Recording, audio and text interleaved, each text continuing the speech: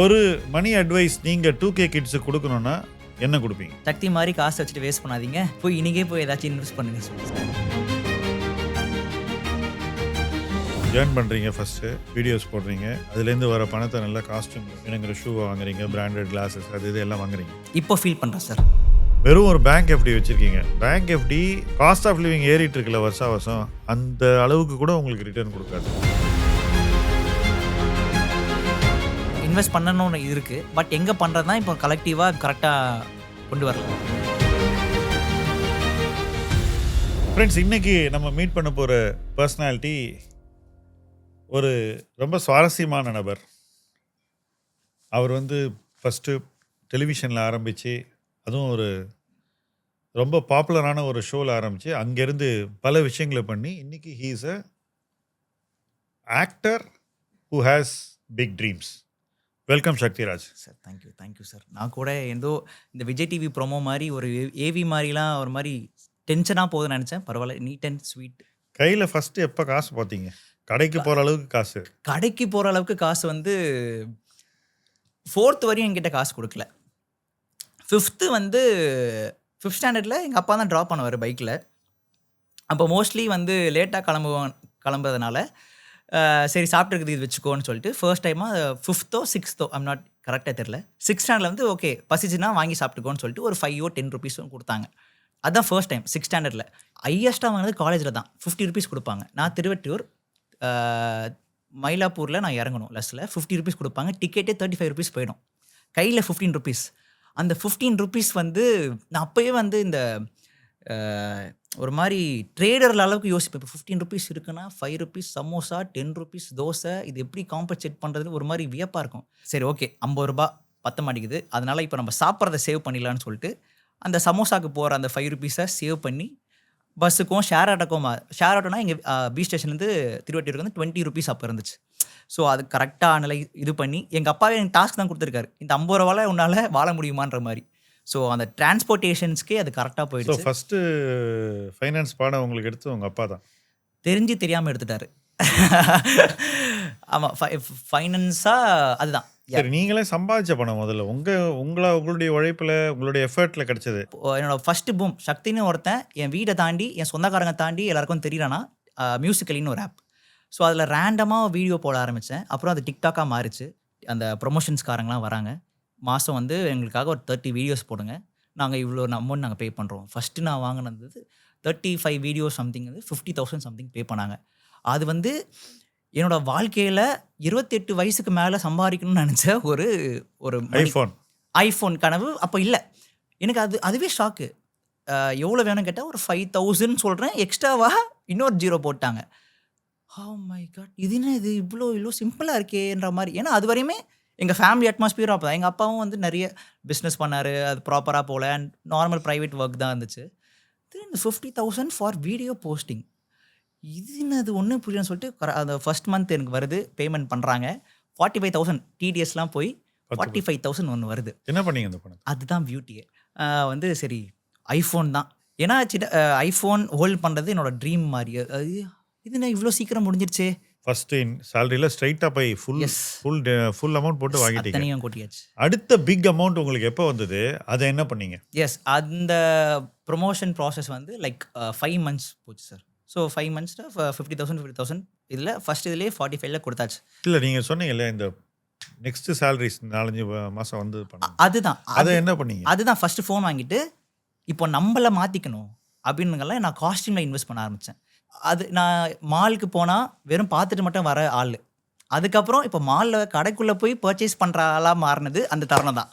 So அப்போ life ஸ்டைலுக்குள்ளே போனேன். Life ஸ்டைலில் போகும்போது அதான் அந்த கடை பேர் மாதிரி தான் மாறிடுச்சு. லைஃப் ஸ்டைல் மாற ஏன் லைஃப் ஸ்டைல் மாறி போய் பிடிச்சிருக்கா எடுத்துரு அப்படி ஃபுல்லாக காஸ்டியூம்ஸ் மேலே இன்வெஸ்ட் பண்ண ஆரம்பித்தேன். 12,000 10,000 இப்போ சவுண்ட்ஸ் பிகர், பட் அது என்னோட ஒரு 16 வருஷத்தோட ஒரு ட்ரீம். எப்படி ஹெல்ப் பண்ணிச்சு அது? How did it help you? இதெல்லாம் நீங்கள் போய் எப்படி நிறைய பேர் ஸ்பெண்ட் பண்ணுறதை தப்புன்னுவாங்க, but see you have earned. நீங்கள் ஏர்ன் பண்ண பணத்தை நீங்கள் உங்கள் மேலே ஸ்பெண்ட் பண்ணிக்கிறீங்க. You are investing in yourself. அப்போ அதுலேருந்து என்ன கிடைச்சது உங்களுக்குன்னு சொல்லுங்கள். செல்ஃப் ஹாப்பினஸ்னு ஒரு விஷயம் இல்லைனா சார் நம்மளால நெக்ஸ்ட் மூவே பண்ண முடியாது சார். இப்போ ஸ்பெண்ட் பண்ணுறது வந்து நான் எப்படி பார்க்குறேன்னா, ஃபஸ்ட்டு உன்னோட சந்தோஷம். நானே சந்தோஷமா இல்லைன்னா நான் எதுக்கு சம்பாதிக்கிறேன்? ஏர்ன் பண்ணுறீங்க ஃபஸ்ட்டு, வீடியோஸ் போடுறீங்க, அதுலேருந்து வர பணத்தை நல்லா காஸ்டியூமில் நிறைய வாங்குறீங்க, வார்ட்ரோப் பில் பண்ணுறீங்க, எஸ். வேணுங்கிற ஷூவை வாங்குறீங்க, பிராண்டட் கிளாஸஸ் அது இது எல்லாம் வாங்குறீங்க. இப்போ ஃபீல் பண்ணுறேன் சார். ஏன் இப்போ ஏன் இவ்வளோ? ஏன்னா அந்த ரேட்டுக்கு இப்போ 5000 ரூபாய் சட்டை ஒன்று இருக்குன்னா, அது எனக்கு 600 ரூபாய் சட்டையை எனக்கு ஃபுல்ஃபில் பண்ணுது. இன்னைக்கு ஆமாம். இப்போ இப்போ இப்போ ஸோ போகிறது அப்போ என்ன புரிஞ்சுதுன்னா, it's not that branded shirt. உனக்கு பிடிச்சி 600 ரூபாயிலே இருக்கும் போது நீ ஏன் 6000 மேலே செலவு பண்ண? நானே என்ன திட்டிருக்கேன். இன்னைக்கு திட்டிக்கிறீங்க. ஸ்பெண்ட் பண்ணலாம். எப்போ இந்த இந்த இந்த தாட் ப்ராசஸ் எப்போ வந்து? ஏன்னா நீங்கள் படிப்படியாக வளர்ந்து வர்றீங்க, இந்த தாட் ப்ராசஸ் எப்போ வருது? இப்போ அந்த ஏர்னிங் நடுவில் ஒரு பிரேக் விடுது. திடீர்னு பார்த்தா எதுவுமே இல்லாத மாதிரி ஒரு ஜோன் ஒன்று வருது. அது எப்போ வருது? ஏன்னா எங்கள் வீட்டோட டெட்லாம் கொஞ்சம் அடித்தேன். Like 3 lakhs 3.5 lakhs something earn பண்ணி நல்லா சேவிங் பண்ண ஆரம்பிச்சிட்டேன். 3.5 lakhs. எப்போ அந்த டிரான்சிஷன்? முதல்ல நான் பொருள் வாங்கினேங்கிறீங்க, அது பொருள் அடைக்கிற ஸ்டேஜ் எப்போ வருது? அது ஆரம்பிச்சிருச்சு. சேவ் பண்ண ஆரம்பித்தா ஃபோன் வாங்கிட்டேன். அதுக்கப்புறம் ஒரு சேனல் விஜய் டிவிலேருந்து குக்கித் கோமாளியாக வர முடியுமா அப்படின்னு கேட்டாங்க. அப்படி ஒரு சான்ஸ் கொடுத்தது தான் அந்த ஷோக்குள்ளே போய்.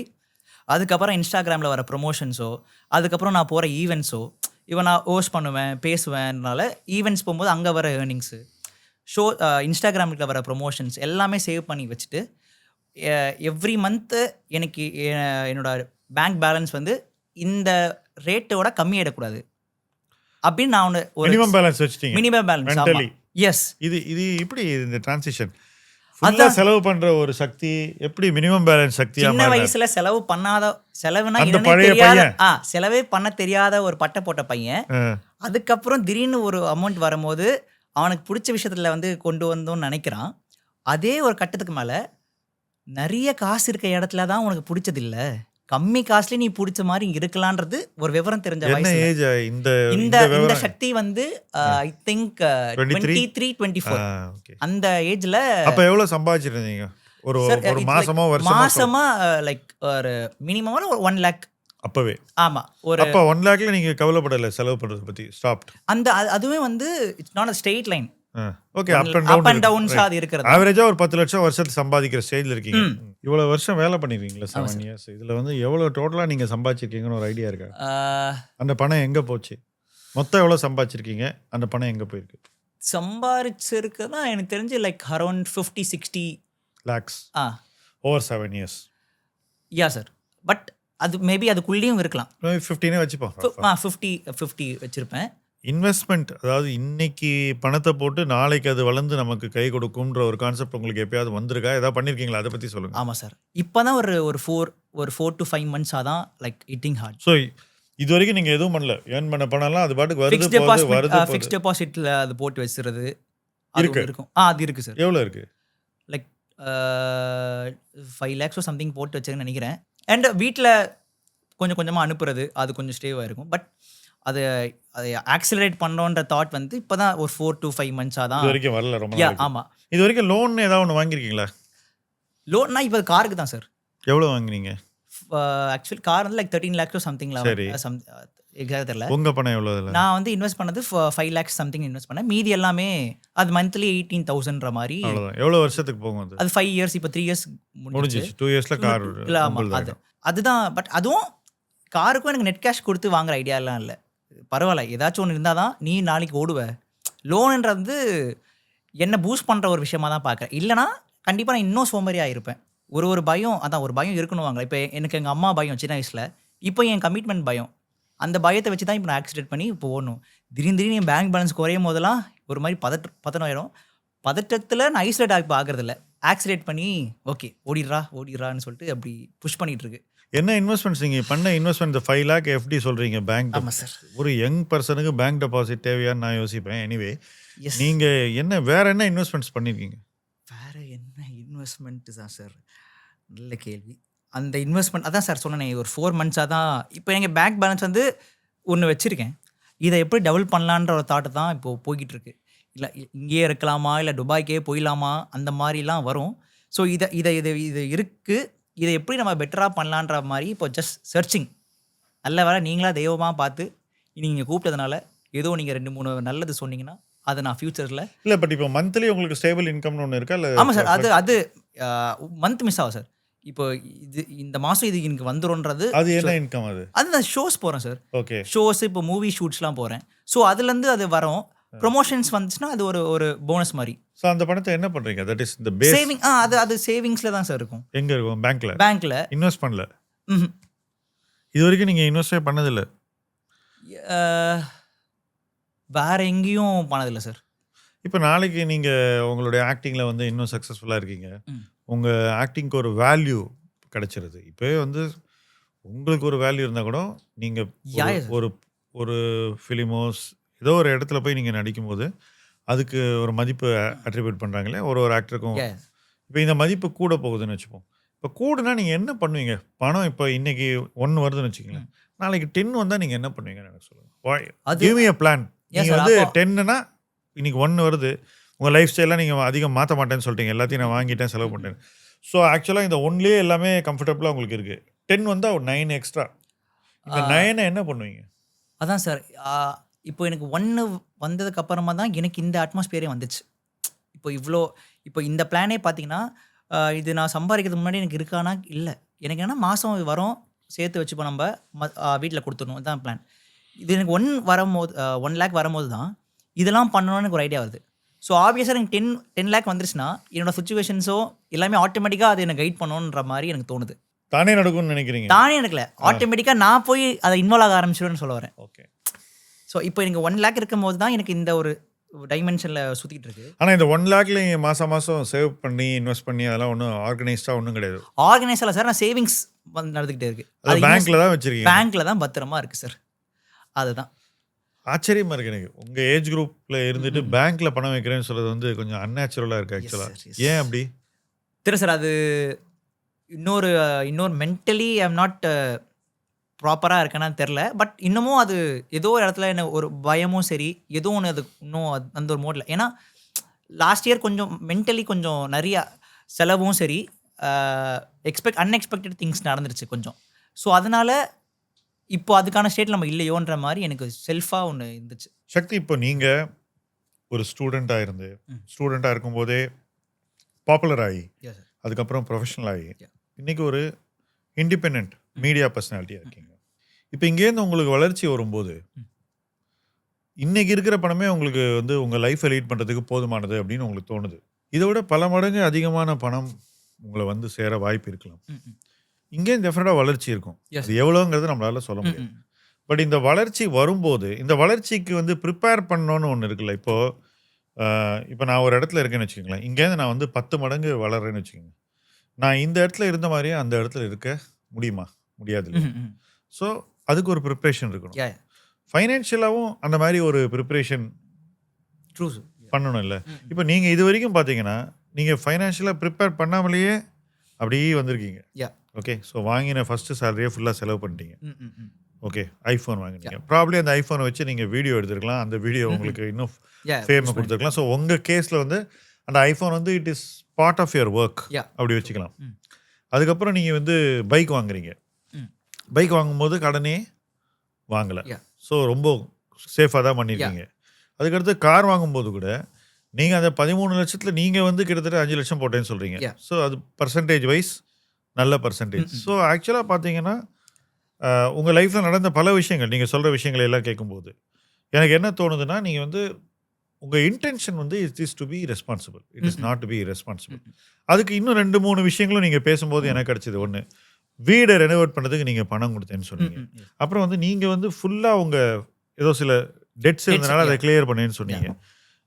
நீங்கள் சொல்கிறத பார்த்தா நீங்கள் இந்த கார் லோனை தவிர வேறு எந்த கடனும் இதுக்கு முன்னாடி வாங்கின மாதிரி எனக்கு தெரியல.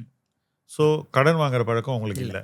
ஸோ ப்ராடாக பார்த்தீங்கன்னா உங்களுடைய பிரின்சிபல்ஸ் கரெக்டாக இருக்குது. ஆனால் இதை வச்சுட்டு நீங்கள் நாளைய ஒரு தேவைக்கு ஏதாவது செய்ய முடியுமா இந்த பிரின்சிபல்ஸை வச்சுட்டுன்னா இல்லை. இது வரைக்கும் நீங்கள் எதுவுமே செய்யலை.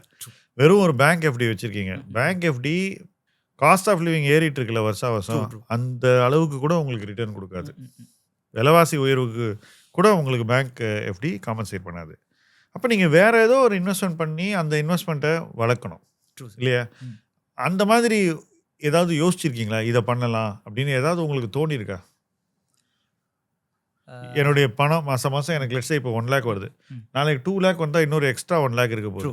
அந்த 1 lakh நம்மளது இல்லைன்னு சொல்லி தனியாக சேவ் பண்ணாக்கா நமக்கு நாளைக்கு வருஷத்துக்கு ஒரு 12 lakh ஏர்ன் பண்ணுறதுக்கு ஒரு வாய்ப்பு வருது. 12 lakh நீங்கள் வருஷத்துக்கு ஏர்ன் பண்ணும்போது ரைட், ஒரு 10 வருஷத்துக்குள்ளே, தட் இஸ் 9 இயர்ஸுக்குள்ளேயே நீங்கள் வந்து 1 கோடி ரூபாய் சேவ் பண்ணிடலாம். அந்த 1 கோடி ரூபாய் நீங்கள் சேவ் பண்ணி இன்வெஸ்ட் பண்ண அது வளரலாம் இல்லையா? இந்த மாதிரிலாம் நீங்கள் ஏதாவது யோசிச்சிருக்கீங்களா? ஏன்னா you are very close to that stage, வருமானம் வரக்கூடிய ஸ்டேஜில் இருக்கீங்க. ஏன் அந்த மாதிரி ஏதாவது யோசிச்சிருக்கீங்களா? கொஞ்சம் சொல்லுங்கள். யோசிச்சு லைக் ஃப்ரெண்ட்ஸும் நிறைய பேர் இருக்காங்க லைக் ஃபினான்ஸ் டீமில் டிபார்ட்மெண்ட்டில் தான். ஸோ அவங்க சில ஐடியாஸோ லைக் மியூச்சுவல் ஃபண்ட்ஸில் போகிறதோ அண்ட் ஸ்டாக் மார்க்கெட்டில் இன்வெஸ்ட் பண்ணுறதுலாம் இருக்கும். பட் அது இன்னும் அதை பர்சியூ பண்ணுற ஸ்டேட்டில் என்னை கொண்டு போகல. பட் ஐடியாஸாக ஃப்ரெண்ட்ஸ் அதான் இப்போ இங்கே வந்ததுக்கப்புறம் இன்ஸ்டாகிராமில் இருக்கட்டும் சரி, நிறைய லைக் இந்த அக்கௌண்ட்ஸ் டிபார்ட்மெண்ட்லேயும் சரி, இந்த இன்வெஸ்ட்மெண்ட் பண்ணுற செக்டார்ஸ்லையும் நிறைய பேர் தே ஆர் நோன். இப்போ கொஞ்சம் கொஞ்சமாக அதை நான் இந்த அதான் 2026 ஷுட் பி த இயர் இந்த டபுள் பண்ணுறதும் என்ன பண்ண போகிறீங்க சொல்லுங்கள். எங்கே இன்வெஸ்ட் பண்ணுறது தான் சார் இப்போது அந்த ஐடியாவே. இப்போ இன்வெஸ்ட் பண்ணணும்னு இருக்குது, பட் எங்கே பண்ணுறது தான் இப்போ கலெக்டிவாக ஜஸ்ட் இன்னும் கரெக்டாக கொண்டு வரல, மைண்டில் வரல. ஸோ ஜஸ்ட் இல்லை, நான் சிம்பிளாக கேட்குறேன். எக்ஸ்ட்ரா ஒரு 48 lakh வந்து அதில் எவ்வளோ சேவ் பண்ணுவீங்க? Depends sir. 30. நான் இப்போ இது மொத்தம் உங்கள் இன்கம் 60 பார்க்கும்போது இந்த 30ங்கிறது பாதி 50%. ஸோ மறுபடியும் உங்களுடைய அந்த ஒரு இன்ட்யூட்டிவ் சென்ஸ் வந்து உங்களுக்கு ஒரு சரியான நம்பரை கொடுக்குது. 50% சேவிங்ன்றது ரொம்ப நல்ல சேவிங் ரேட். ஸோ நீங்கள் வளரும்போது 50% சேவிங் பண்ணணுன்றத மைண்டில் வச்சுக்கோங்க. சிம்பிள். எனக்கு ₹1 வந்தால் 8 நாள் நான் சேவ் பண்ண போகிறேன், பாக்கி 8 நாள் வாழ போகிறேங்கிறது ரொம்ப சிம்பிளான ஃபார்முலா. அது உங்களுக்குள்ளேயே அது இருக்குது. அதை நான் வெளியில் ஜஸ்ட் கொண்டு வர தான் செஞ்சேன். இப்போ 60 lakhs இன்கம் இருக்கிறச்சே இன்னொரு 18 lakhs என்ன பண்ண போகிறீங்கன்னு நான் கேட்டேன். அந்த எக்ஸ்ட்ரா 48ல் 30 சேவ் பண்ண போகிறீங்க. இன்னொரு 18 நீங்கள் என்ன சொன்னீங்கன்னாக்கா சேவ் தான் சார் பண்ண, எனக்கு ஒன்றும் ஐடியா இல்லை அப்படின்னீங்க. இப்போ அது வந்து 30%. நீங்கள் வந்து 60 lakhsல 48 லட்சம் நீங்கள் சேவ் பண்ணீங்கன்னா அது வந்து 80% சேவிங்ஸ். ஓகே, அது பயங்கர ஹை சேவிங்ஸ் ரேட், ரொம்பவே ஒரு கன்சர்வேட்டிவ் அப்ரோச். ஆனால் இந்த பணத்தை நீங்கள் எங்கே சேவ் பண்ண போகிறீங்க, எங்கே இன்வெஸ்ட் பண்ண போகிறீங்கன்றது தான். இப்போ நீங்கள் இந்த பணத்தை ஒரு பேங்க்கில் வச்சிங்கன்னா உங்களுக்கு 6% கிடைக்கும். இன்ஃப்ளேஷனை பீட் பண்ண மாட்டீங்க. பணம் வருஷம் மதிப்பு இழந்துக்கிட்டே இருக்கும்.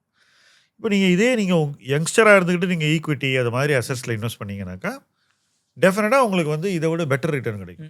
6க்கு மேலே எவ்வளோனா ஒரு இண்டெக்ஸில் இன்வெஸ்ட் பண்ணி லாங் டேர்ம் வச்சுருந்தீங்கன்னா 12% கிடைக்கலாம். அதை விட அதிக ரிட்டர்ன் கிடைக்கணும்னா சரியான தேர்வுகள் முதலீட்டில் அமைத்து அதுக்கு பிரகாரம் நீங்கள் இன்வெஸ்ட் பண்ணி ஒரு 4-5 வருஷம் டைம் கொடுத்தீங்கன்னா உங்களுக்கு அந்த ரிட்டர்ன்ஸ் கிடைக்கிறதுக்கு வாய்ப்பு இருக்குது. ஸோ ஒரு 5 years நீங்கள் வந்து இந்த மாதிரி பணம் சேவ் பண்ணிங்கன்னா கிட்டத்தட்ட 2.25 கோடி ரூபாய் நீங்கள் சேவ் பண்ணுறீங்க 5 yearsல. சேவ் பண்ணி இன்வெஸ்ட் பண்ணிவிடுவீங்க. புரியுது. அதுக்கப்புறம் அந்த பணம் உங்களுக்கு வேலை செய்ய ஆரம்பிச்சிடும். ரைட். யா. ஸோ நீங்கள் தொடர்ந்து வளர ஹை சேவிங்ஸ் பண்ணி, தட் இஸ் மொத்த வருமானத்தில் ஒரு பேஸ் எக்ஸ்பெண்டிச்சரில் வாழ்க்கையை வாழ்ந்துட்டு எக்ஸ்ட்ரா வர பணத்தை நீங்கள் சேவ் பண்ணிங்கனாக்கா, அந்த சேவிங்ஸை இன்வெஸ்ட் பண்ணிங்கனாக்கா ஒரு சராசரி பர்சன் வளரக்கூடியதை விட அதிக வருமானம் சம்பாதிக்கக்கூடிய நீங்கள் வேகமாக வளர்ந்துருவீங்க. அப்போ அது உங்களுக்கு கொடுக்கக்கூடிய ஃபினான்ஷியல் செக்யூரிட்டி. நமக்கு எதுவும் ஆகாதுப்பா, நம்ம நாளைக்கு வேலை பண்ணலன்னா கூட நம்மகிட்ட பணம் இருக்குது. இப்போ எத்தனை நடிகர்கள் நீங்கள் பார்த்துருக்கீங்க ரிட்டையர் ஆகி வெறும் ஃபங்க்ஷன்ஸுக்கு மட்டும் வராங்க. எவ்வளோ பெரிய பெயர்கள்லாம் இருக்காங்க எல்லாம். ரைட். எல்லா வகையான ஆக்டர்ஸும் இருக்காங்க இல்லையா? இப்போ இவங்கெல்லாம் எங்கே சம்பாதிச்சு வாழ்க்கையை நடத்துகிறாங்கன்னு யோசிச்சிருக்கீங்களா? ஏன்னா அது ரொம்ப முக்கியம்.